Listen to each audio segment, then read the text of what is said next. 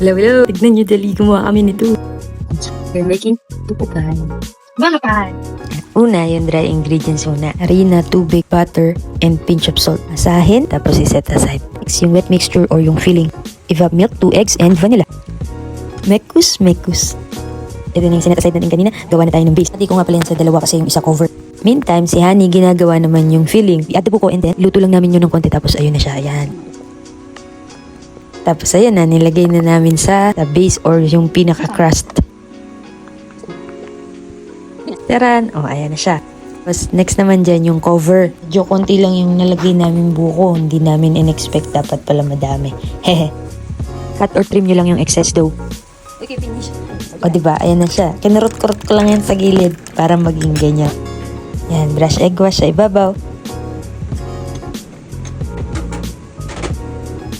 And then, tusukin nyo lang ng fork yung ibabaw. Dapat 14 ha, para masarap. Taran! Oh, ayan na siya.